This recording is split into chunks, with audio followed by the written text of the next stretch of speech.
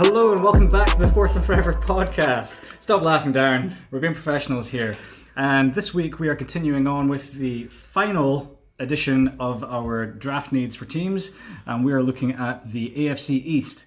So that would be us heading up to chilly Buffalo before heading down to sweltering Miami, back up to New England where, there's people there, and then finish up in New York. And there's obviously not been much change around that division for quite some time. It's just been business as usual with the Patriots just dominating for a decade plus. But is this the year where things can change?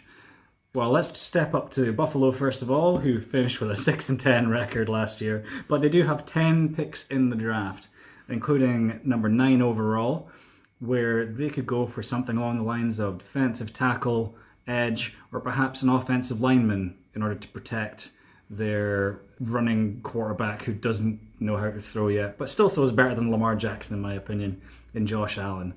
So, where do you see Buffalo going with their early pick then, Darren? Darren! Oh my God! Come back, Darren! Cyrus fell asleep. This division is crap. At defensive tackle or edge, yeah, there's players they could take there. Brian Burns from Florida might be a good choice there. If Jawan Taylor's still available at 9, he would be my go-to. I don't know if he will be though. People have been talking about how some teams might reach quite highly on Jawan Taylor, which is why they think that Haskins might fall. That some of the teams that might take Haskins might take Taylor and give their quarterback another year. Okay, including the New York Giants is one that I've been hearing. Of course, there has also been all this spin about, people aren't that high on Haskins anymore. Oh, he's dropping down. He's going to be the 4th quarterback taken off the board. And it's just, shut up. Yeah, this is on him. It's on the teams in that position with their players. Because obviously, if you already have a player, it's a lot cheaper and a lot less risky to keep that player and try and build. It's very easy to explain. But if you decide, as the Bengals or the Giants, to say, Dalton, Eli, bugger off, we've got Haskins, that kind of comment, that changes everything. You're changing the whole team at that point, and you are on the hook for that. So a lot of the players, the reason I bring up Haskins is that most of Buffalo's choices at 9 are going to be affected by what happens to Haskins earlier on. Because they'll want Taylor, I think, would be their number 1 choice. Or Jonah Williams as well. So Jawan Taylor, Jonah Williams, these are guys that could land to Buffalo. Yeah, could make a big difference if teams decide to stick with their quarterback. Yeah, well, Buffalo have been making a bit of a splash in free agency. They made Mitch Morse one of the higher paid centers in the league. Picked up Quinton Spain, not really that great an addition. They've gone for Tyler Kroft at tight end from Cincinnati, who has flashed potential. But wide receivers where they've made the biggest splash, or should that be just a little splash? Because little Cole Beasley, he's signed for them. I don't really mean to be like that with Cole Beasley. He's an excellent player, really good acquisition, one of the better slot receivers in the league. And they also picked up John Brown, previously from Baltimore. We've seen him at the Arizona Cardinals as well. And don't go discounting Robert Foster, who really exploded last season, despite the fact that his quarterback can't really... Well, he can throw the ball, but he can't throw it accurately yet. Yeah, there was the game last year when Josh Allen hurt his shoulder, but through I think it was against Packers, and through 3 quarters he was untouchable. He played amazing. He was playing like Rodgers. He was just copying him from the other side of the field, and then he hurt his shoulder. Did you just compare? No, I said he was playing in a game where Rodgers was also playing, so they were going back and forth. Okay. And then I'm going to call you out on that one. AJ McCarron had to come in because he hurt his shoulder. And I think that shoulder thing has affected Josh Allen. Absolutely. Well, part of me thinks he's better than we think he is, and that's why Buffalo are so invested in getting weapons. Was the shoulder, or was that his elbow injury? He banged it on a helmet. Yeah, when he was trying to get away from a rush. Yeah, people were very worried about it because that's the sort of injury that some baseball players get and then just never really manage to recover. I think it's because the surgery. I don't know, when you're a quarterback, because the motion, you don't need to get Tommy John surgery Yes, that's the one. Because you're not doing this. Mm-hmm. It's really great for podcasts. But when you rotate your arm, you move your elbow in a certain way, and that's how pitchers pull that muscle. Darren is moving his arm more in a sidewinder motion, just like an underhand pass almost, as if you're bending it around something. That's how Mahomes, I like how I'm doing it now. Which is how Mahomes throws it. Yes, but when you're a normal quarterback motion, throwing it over the top of your head in that L shape, that's the whole baseball way of throwing that's coming through that. It's a different motion to what you see from some other quarterbacks. Like, speaking of Patrick Mahomes, a little bit of news this week is that Mahomes has kind of laid down the gauntlet, perhaps, to Josh Allen, saying that they should have a bit of a throw off next season.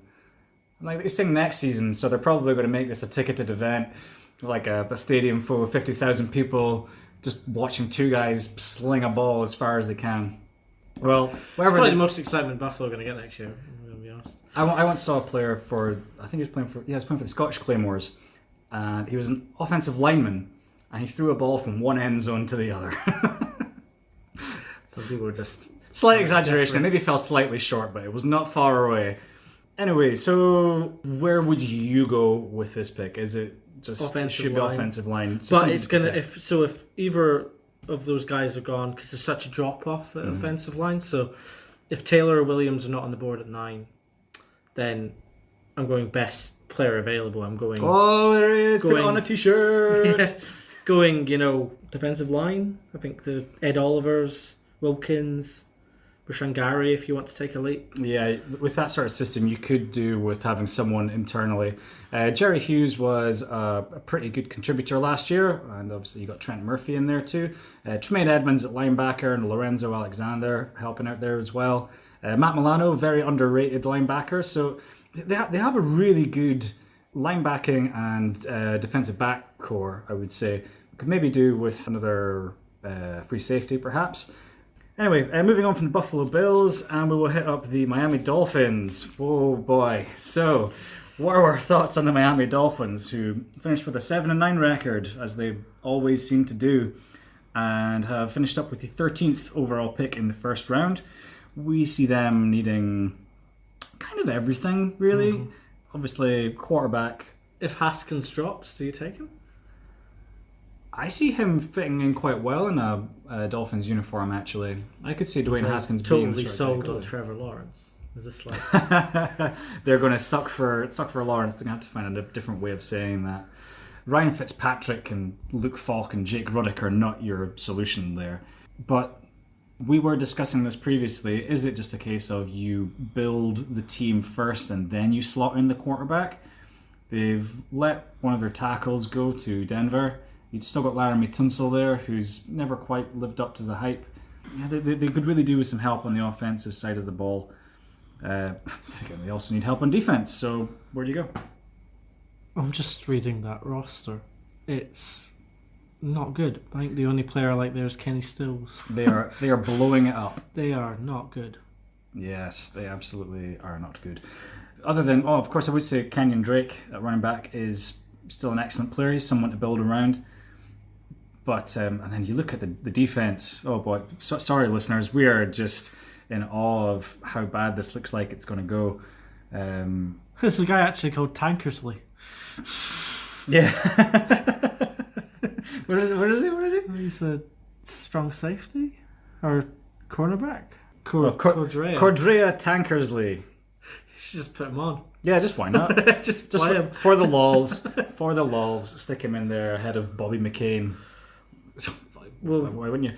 So, yeah, 13th overall, they've got a lot of needs. Around about that time, let's just hypothesize that Dwayne Haskins is not available there. Most influential positions, we're going then. There's someone on the edge. What's his name? It's not going to come back. Someone like Sweat or Brian Burns. Yes. Or in the D-line, Ed Oliver. Yeah, there is talk that he might still go down that far. Devin Bush. Cornerbacks. Do you reach for someone like Greedy Williams at 13, knowing that you'll have shored up that position for a few years? If you get an option at Greedy Williams at 13, you bite the hand off for that. I think Greedy Williams would be an excellent pick at that point. I can't see him falling past someone like the Lions, though. But yeah, I know the PFF. We're talking about the Bills should Yes. just take the best cornerback, and they got slammed by Bills fans for saying that. Why do you do that? You got so many good guys The there. logic is there. It's like it's so hard to find a good cornerback that fits, and you just have to keep taking chances until you get a couple of solid players. Because once the outside is sorted, then you can do a lot of creative stuff on the inside. Yeah, well, the Bills have Tre'Davious White on one side, and then they have Kevin Johnson on the other. So you could probably do with that bookending of the whole defense. But for Miami, I do see it depends on what's happened with quarterback. But I do see them wanting to just build a team first of all, and I think that's going to start with an offensive line at number 13. Dillard. Andre Dillard could well be the guy to go. Cody Ford is also still getting plenty of mentions. I would say best player available at either offensive line or defensive line, personally, because I think that's a good place to start building. I think their fans would be dancing if they got Ed Oliver. I think most fans would be dancing if they got Ed They Oliver. got 13. Yeah. Otherwise, Wilkins and Gary. Maybe Lawrence would be a little bit of a reach there, but it depends on how much they feel they need to fill that position. Yeah. I'm just really quickly going to refer back to a friend of mine, Neil Shepherd, who is a Miami Dolphins fan. Probably my oldest friend, I think, and neighbour for a long, long time. I asked him how he became a Dolphins fan, and he just told me that he got a cap with their logo on it and picked them in Madden, and that was that. His fate was sealed.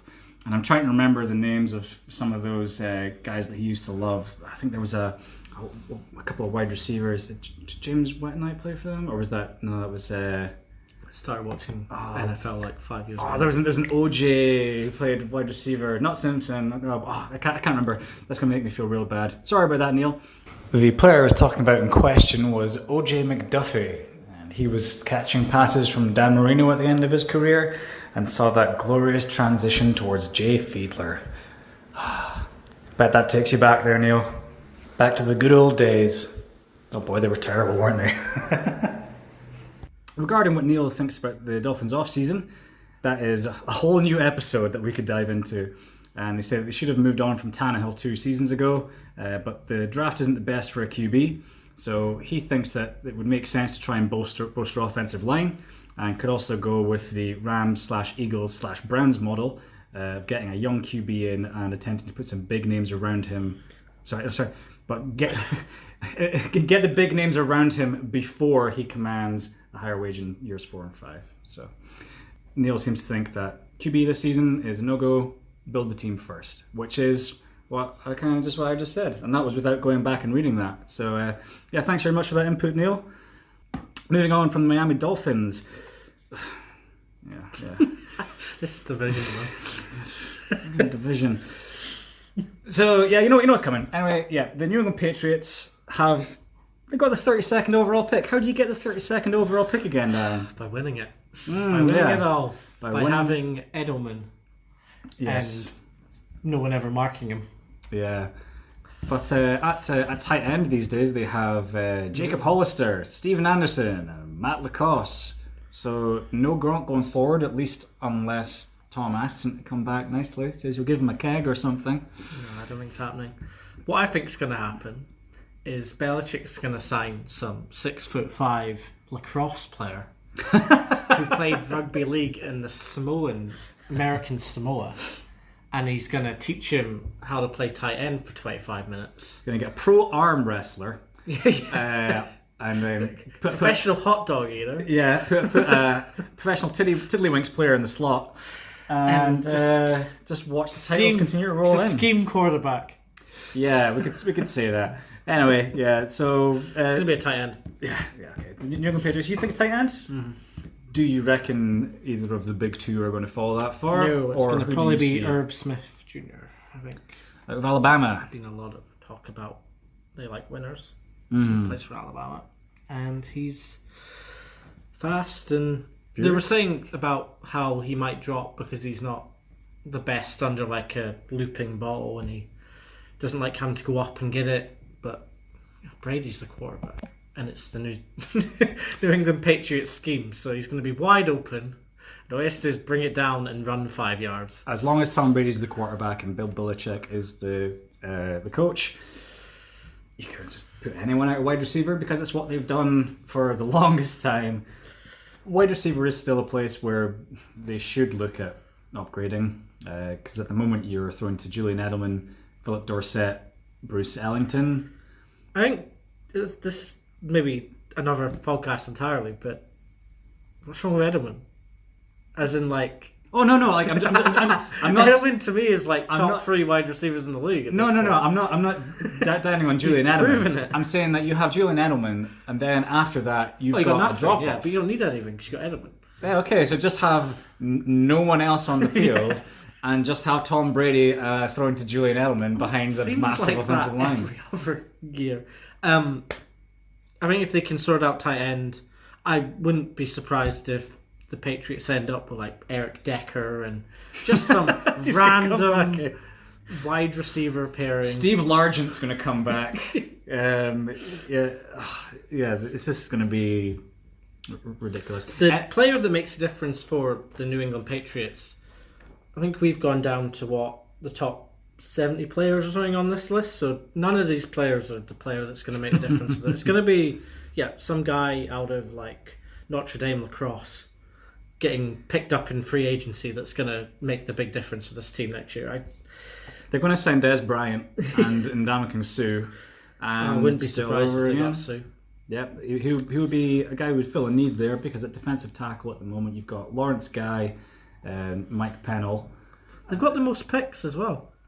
They have 12 picks. See, that's the whole thing about they stockpile their picks. The New England Patriots are always involved in the trading of picks around about draft time. I think they've been involved in something like a third of all pick trades over the last decade and a bit, which is insane. So yeah, they do have the 31st overall. They have the 56th overall from the Bears, 64th.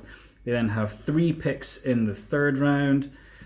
With number 56, do you see them going for Jones from Duke? Do you think they're going to take a quarterback this year? Is this the year that they... Well, they've done it before when they got Jimmy G, and he was too good to stay around, so he had to move on. It just depends on how long Brady can keep going, but we all know these questions, and is this you're going to be his final year? Who really knows? Daniel Jones would be the sort of guy who I could see going in the 2nd round there. What about your boy Will Greer? Welcome back to the Will Greer podcast, everyone. I don't think Will Greer will go to New England. I think it's going to be Daniel Jones. I could also see New England doing some weird thing where they trade like a 4th round pick for Brissett again. And just take Jacoby Brissett back and then just be happy for a couple of years because he's already played in the system and he's a Belichick boy, you know. It's one of those things that wouldn't surprise me if they did manage to do that. Essentially, just put him out on loan for a year and then get some more picks back. It's the Real Madrid thing. You sell your player for like 15 million and buy him back for 50 because you need him. Yeah, now of course they do have, we'll just finish this one up real quick, they do have a bit of a hole in that defensive line now because Trey Flowers has moved on to Detroit. What have they got in that sort of back end of the first, then through to the middle and end of the 2nd round there? It's quite deep in for us. It's not something as far as we tend to look. Zach Allen would be an interesting one. From Boston College. He's from the area. In Boston, yeah. He's from the area. You know, he could do it. I don't think Tillery's going to fall that far. No. Is Simmons going to be overlooked? Because I haven't heard people talk about him as much as they were talking about him before. So maybe he gets overlooked and he falls to 32 for the Patriots. That's what's going to happen. Someone's going to fall. They're going to have an immense amount of talent, and they're just going to pick up that particular person. They'll pick up DeAndre Baker or Byron Murphy or something to play across from their boy. What's his name? The only good player they actually have. The only good player on paper. Stephon Gilmore? That's it, yeah. Okay. Yeah, on paper doesn't matter. It doesn't matter to the Patriots. It's not on paper, it's on Patriot. So that's just how they play. Anyway. On paper they've got Brady. That's it. That's all I need. No, Brady. Edelman. And Gilmore, I think, and Gronk before he retired. And I think everyone else is role players playing in a scheme. Okay, we do need to move on because I've got a hot date to go to. So we're going to finish up with the New York Jets, and they are going to be picking with the 6th overall third overall pick even, after a 4-12 record. But there's an awful lot of positivity still going on in New York right now, because everyone feels that they have their boy in Sam Darnold at quarterback. Doesn't matter about that. It's all about the kits, which are pretty sweet. Yeah, they look. I they really look like them. Power Rangers. Yeah, exactly. And the Green Ranger was the coolest. You know, Tony was pretty badass. The bad guy. Yeah, but then he also wasn't, and then he was kind of like an anti-hero sometimes. He became the White Ranger. That was me miming playing flute on a knife. Was it? I don't know. I can't Don't know remember what he was doing, but welcome to the Power Rangers podcast. In Scotland, don't play a flute. Yeah, good idea. Don't do that. Don't start any marching bands. So, obviously... Number 3, we haven't had a pick this high in ages. Yeah. They're going to trade it, Stuart. They're just going to move back. They're going to trade it and get the best player available. Best player available! So, yeah. There's also a lot of talk about edge. I think a lot of people were saying that Josh Allen would be a good pick for there, or potentially Nick Bosa if he doesn't get picked up. Josh Allen would be amazing for the Jets. Mm-hmm. I think watching him smash into Brady 3 or 4 times a season would be a lot of fun. Damn, we're supposed to be a fair and impartial podcast here. But we want this division really, really fun. We want this division to get a bit stronger, and it isn't. Other than Le'Veon Bell, I think Le'Veon Bell is probably the only player that's been added to this division that really makes any difference at all. Excellent addition. They paid the big money for him. It wasn't even that big though. Could have been much more money they spent on him. Well, it's a running back. Like, he's getting premium money for a running back. They pretty much just paid him for this year what the cap went up by. So they haven't really changed their actual roster at all in terms of what they're paying everyone else. At the moment it's going Le'Veon Bell, and then now listeners, imagine my hand is about 6 foot in the air, and then imagine it at about 5'11" or something like that for Todd Gurley, and then the pay scale just goes right down to an Oompa Loompa after that. There's just no other running backs that are getting any money like that.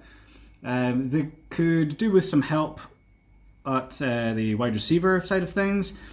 So do you go and build the offense for Darnold, or are you happy with what you've given him with Bell and you just focus on that defense side? Because that was a real Achilles heel for them last season. They have also picked up CJ Mosley, a linebacker from Baltimore. They paid him quite a lot of money. We've got Kalichi Osemele as well. But yeah, they got Osemele, who is a previously very highly touted Raiders player. He was on that offensive line that the Raiders had that made Carr look brilliant until he got injured. Yes. They also have Kelvin Beachum, previously of the Jacksonville Jaguars, who was very much in the same boat as Kelechi Osemele there, very highly touted, but then just kind of slipped away. Maybe this is a career resurrection territory for them as well. They've given up on Robbie Anderson now. He's gone. Is he gone? Didn't get fit enough for them, so he's gone. I think if Anderson is gone and they don't just re-sign him on a smaller contract, they do need to look at wide receiver, but not with the third pick. So with what have they got after that? They drop off a bit because they traded up last year. Well, they don't have anything in the second. So after but that, they got the quarterback. Yes, they have the quarterback of the future in Sam Darnold. So, and of course they do have Trevor Siemian just behind him there, and Davis Webb. The former man out of Cal. I think you take a few bombs here. I think you go just try and get the best wide receiver at 68. I think you just start to try and build a bit of help. Love the Jets to get Josh Gordon. Oh, that'd be an interesting take there. But back that far, there's maybe a chance of getting someone like Deebo Samuel out of South Carolina even. Paris Campbell, Riley Ridley. There's players that are going to be there that can provide at least competition. It just depends on how far back a lot of these players are going to fall, because there is a great premium on wide receivers again, and you're going to see a lot of guys going for these people. So, like, by the numbers, we have likes of JJ Arcega-Whiteside and Hakeem Butler ranked in the 50s and 60s, but we know that they're going to get picked up before that. We kind of project them as being second rounders probably. But yeah, a lot could change. So you have the third pick. You're the Jets GM. Do you go for Allen or do you trade back? What do you do? Murray, Bosa, Allen. That's how you rank it. Yeah. Cool. Or I swap picks with the Giants. Ooh. And then still pick up Allen. That's 6. But also get a couple of second round picks to go and get a wide receiver. Okay. But this is, as we were saying before, everything depends on if someone's going to move up for Haskins. Yes. I suppose it would depend on whether there's a strong enough belief that the Oakland Raiders would go for someone like Haskins. I don't know if the Jets would help the Giants. Even though they are in complete separate divisions, which I've always found. It depends. Very Are you helping them, or are you just saying like, yeah, sure, we'll just take that off your hands. You can go higher if you want, but you're giving us more that's going to help us. It would depend on this is something I will find out. I went to New York for a week and a half in August, and I'm going to find out if there is actually a rivalry between the Jets and the Giants, because they use the same stadium and they're in completely separate conferences, which I find amazing. Obviously, it's a historical thing. But do they actually not get on? Like if the Giants did come in and say, we'll give you number 17. They live in the same house. So, they're like twin brothers are always at each other's throats, but one's always way more successful than the other. Do you think the two owners just get together and just kind of cry? Sometimes. I'm not going to say what just popped into my head there, but yeah. Tom Brady. The Jets and the Giants are two teams that are going in opposite directions right now, but there's a lot of optimism in New York in the green side of things. So, yeah, good luck to the Jets, I suppose. Any final thoughts on this division, Dan? Make them quick. Nope. All right then. The Patriots are going to win the division, and the Jets will do well if they get a wild card spot. Right. Well, until then, I'm still going to continue screaming for the Jets, Jets, flipping people through some tables. What do the Miami Dolphins do? Suck. Yeah. Okay. We'll continue doing that. Suck for 2 years. Hopefully, Brady retires at 45. Well, we'll just see how it goes. Anyway, guys, that will do it for our AFC and NFC. The NFL draft needs for this season. Join us soon for our own little mock draft. And with the first pick, I'm going to pick like Byron Murphy. Throw the whole thing out. Punter. I'm going to draft John Elway. Is he still available? Thank you and goodbye.